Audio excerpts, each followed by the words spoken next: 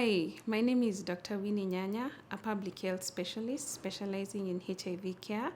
I've partnered with Ponea Health today to talk about HIV awareness. A couple that is discordant, which means that one partner is HIV positive and another partner is HIV negative, can still live a normal life and avoid transmission of HIV to the negative partner with support of the healthcare providers. They can avoid transmission, especially the most critical time is through the time of conception, through support of the healthcare provider. The healthcare provider will support them to continue using condoms that will prevent transmission of the virus from the infected person to the uninfected person. The infected person will continue to take their treatment, which is the ARV treatment, which is lifelong treatment. And the HIV negative person can also be supported to take what we are calling pre-exposure prophylaxis or PrEP. This PrEP will be taken when they are at risk or at high risk of exposure so that they are not able to be exposed to be infected with the virus even if they are exposed. So the healthcare provider will give the couple advice on when the risk of transmission is low, when they are on treatment and they are virally suppressed and also their immunity is high, they don't have any opportunistic infections, then the healthcare provider will support them in the process of conception and having a child. The HIV infected couple can be supported to have an HIV negative child.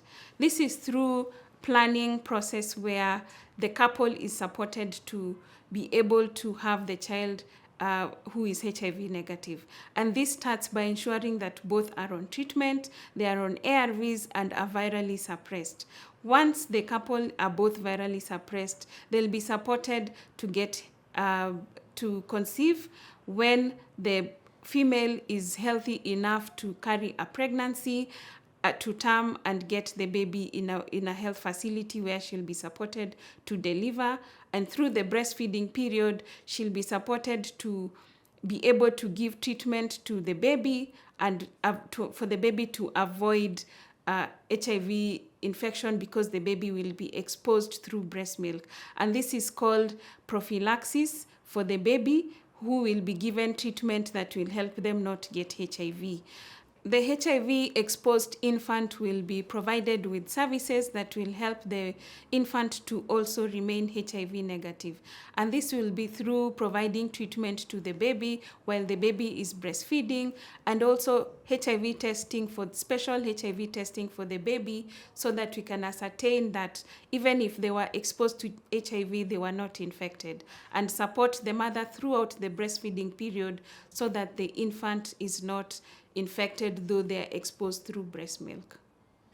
When a person is on HIV treatment, there's a point where they reach and they are told by the healthcare provider that they are undetectable. That means that the virus is undetectable, and that means that the treatment they are on has helped to suppress the virus to limits that are below what the machines can be able to detect. And this is what is called undetectable. When someone's virus is undetectable, it does not mean that they are not HIV infected or they are HIV negative.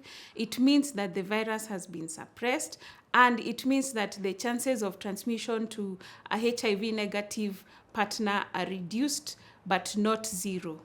They can continue taking their treatment so that they remain undetectable, but once they stop taking treatment, the virus is able to multiply and it will be detected. The advice I would give to an HIV infected person is to accept their status as an HIV positive person and to live positively throughout their life. The most important thing is to take their treatment. Listen to the advice provided by the healthcare provider. Make sure you take your treatment on time and be able to attend your clinic as expected. The HIV infected person also needs support, and this is psychosocial support. So I would advise them to join a group where they feel comfortable to receive support either from their peers, other people living with HIV, or a trusted person who will support them through the treatment journey. Also, I would advise them to disclose their HIV status to someone they trust. This person will really support them to continue taking their treatment. And I would also advise them to continue living their life in a way that HIV does not affect them in any way. HIV is not a death sentence. HIV can be managed, and HIV has been managed in many populations for someone to be able to continue to live a normal life. One major role that the society has to play to support people living with HIV in Kenya is by reducing stigma and discrimination.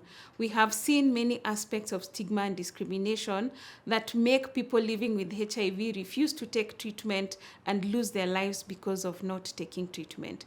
Society should be accepting of people living with HIV, and society also to support people living with HIV. Each and every one of us needs to know our HIV status so that we are able to prevent transmission to another person if we are HIV infected, and if we are HIV negative, we promote behaviors that help us remain HIV negative. Thank you. Have we left? Thank you for joining me in this discussion. You can book my services at ponea.com. I look forward to engaging with you more in the next episode. Thank you.